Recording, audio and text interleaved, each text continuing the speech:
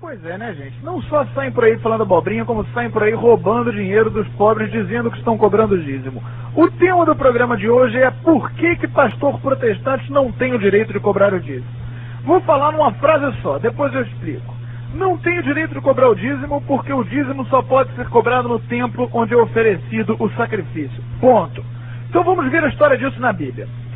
Primeira menção que se faz de dízimo, quer dizer, não a primeira menção que se faz de dízimo, mas uma das primeiras menções que se faz de dízimo é a menção que é feita em Gênesis 28. Quando Jacó tem o seu sonho. Jacó saiu de Bersabeia, Gênesis 28, versículo 10 em diante, e se dirigiu a Harã. Chegou a um lugar onde se dispôs a passar a noite, pois o sol já se havia posto. Pegou uma das pedras do lugar, colocou-a como travesseiro e dormiu ali. Teve um sonho. Viu uma escada apoiada no chão e com a outra ponta tocando o céu. Por ela subiam e desciam os anjos de Deus. No alto da escada estava o Senhor que lhe disse: Eu sou o Senhor, Deus de teu pai Abraão, Deus de Isaque. A ti e a tua descendência darei a terra, sobre a qual estás deitado. Tua descendência será como o pó da terra, e te expandirás para o ocidente, para o oriente, para o norte, para o sul. Em ti e tua descendência serão abençoadas todas as famílias da terra. Estou contigo, te guardarei, onde quer que vais, e te reconduzirei a esta terra.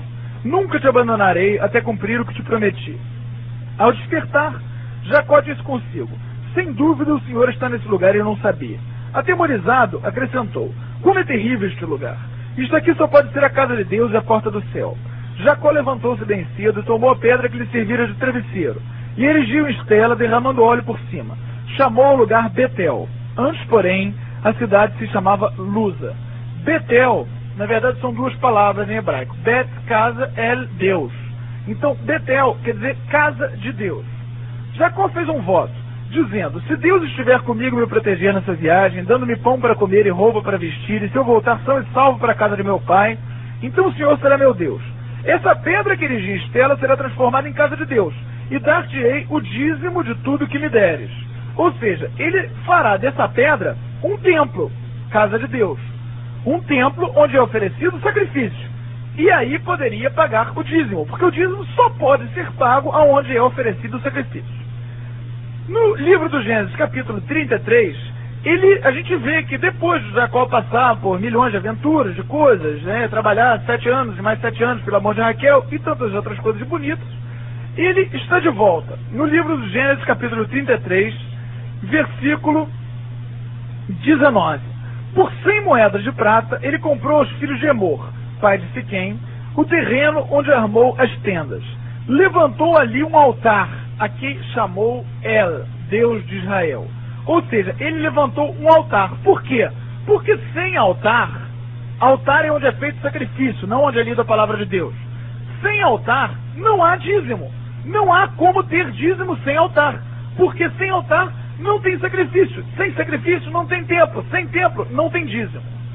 Do mesmo modo, a gente vê como que Deus separou alguns dos israelenses, os descendentes de Arão, para que eles fossem sacerdotes e oferecessem o dízimo. O Senhor disse para Arão: Tu, com teus filhos e com a família dos teus pais, sereis os responsáveis pelas faltas cometidas no exercício do sacerdócio. Admite os irmãos de Levi, tua tribo ancestral, perto de ti, para que te auxiliem e te sirvam quando estiverem junto com os filhos diante da tenda da aliança. Números 18, versículo 2. Eles estarão a teu serviço e a serviço da tenda em geral. Apenas não poderão aproximar-se dos utensílios do santuário nem do altar. Do contrário, morreriam eles e vós também. Por quê? Porque ele separou a Arão para o sacrifício. Olha só, o Senhor disse para Arão, Números 18, versículo 8: A ti eu confio o cuidado de minhas oferendas, em tudo que se refere às coisas que os israelitas consagram. Entrego a ti e a teus filhos por direito perpétuo em razão da união. Ou seja, ele dá aos sacerdotes, aos descendentes de Arão, o cuidado das oferendas. O cuidado de qualquer dom, a parte reservada de qualquer dom oferecido pelos israelitas com gesto de oferenda, porque a oferenda é feita sempre ao templo. As primícias que trouxerem para o Senhor de qualquer produto da terra serão tuas. Qualquer um de tua família que estiver puro poderá comê-las. Ele não falou qualquer um. Ele falou qualquer um de tua família. Por quê? Porque o sacerdócio dos judeus, como nós vimos no programa sobre sacerdócio ontem, ele passa de pai para filho. Resultado, é necessário que seja alguém da família de Arão, alguém que é um sacerdote, porque o sacerdote é quem recebe as oferendas sacrificiais, é quem faz o sacrifício. Deverás derramar o sangue dos primogênitos da vaca, da ovelha e da cabra sobre o altar e queimar as partes gordas ao fogo. A carne, porém, será tua. Ou seja, ele faz o sacrifício desses animais e ele pode assim receber as oferendas, receber o dízimo. Os levitas simplesmente auxiliavam. Eles eram como hoje o coroinha ou como hoje um sacristão. Alguém que auxilia o serviço do templo, mas que não faz aquilo que é do templo. Mas eles recebem como paga pelo serviço do templo. Como nós vemos no livro dos Números 18, 21. Aos levitas dou como herança os dízimos de Israel, em troca do serviço que cumprem, o serviço da tenda de reunião, que é o lugar onde há sacrifício. Ou seja, os levitas, eles eram os assessores dos sacerdotes.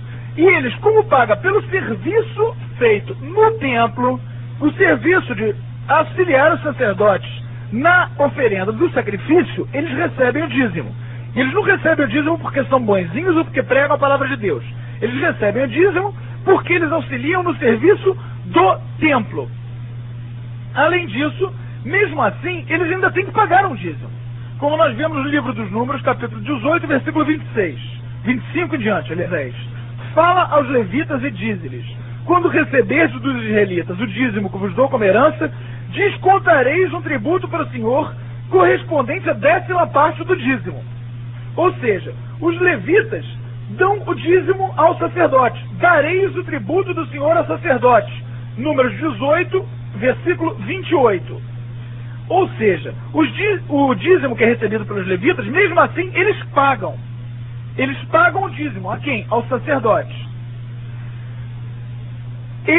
Deus, inclusive, deixa de maneira bem clara que o dízimo é pago não por eles pregarem a palavra de Deus, mesmo porque eles não pregavam, mas porque ele é, livro dos Números 18, versículo 31, o salário que recebeis pelo serviço que prestais na tenda de reunião. Não profaneis o que os israelitas consagraram para não morrerdes. Ou seja, eles têm que dar um tributo. Uma vez descontada a parte melhor como tributo, já não incorrereis em culpa. Números 18, 32.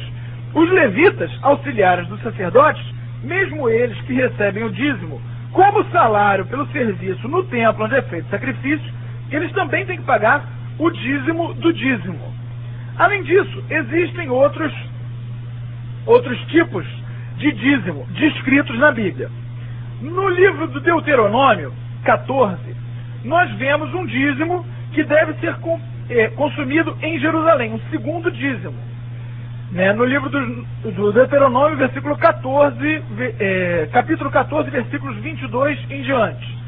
Que é o quê? É um dízimo que a pessoa levava o dízimo para o templo em Jerusalém. Não para o sujeito que estava pregando a palavra de Deus lá na cidade deles. Levava para o templo onde é oferecido sacrifício. Então, para que ele não pudesse dizer, não dá, eu não tenho dinheiro para viagem, etc, etc, Deus deu a ordem de separar um segundo dízimo. Segundo os 10% daqueles 90% que sobraram, mais 10% para serem consumidos em Jerusalém. Porque assim ninguém poderia dizer que não foi porque não tinha dinheiro para pagar a viagem. Além disso, um terceiro dízimo para dar para os pobres. Vindo o levita que não tem parte na herança como tu, e o estrangeiro, o órfão e a viúva que estiverem em tua cidade, comerão a saciedade desse terceiro dízimo, para que o Senhor teu Deus te abençoe em todas as tuas empresas. Deuteronômio 14, 29.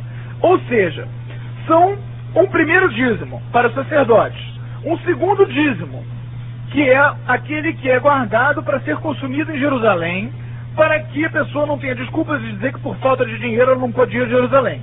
E um terceiro dízimo que é uma caridade, dada para os órfãos, para os viúvos, para os pobres, aqueles que não têm como viver de outra maneira.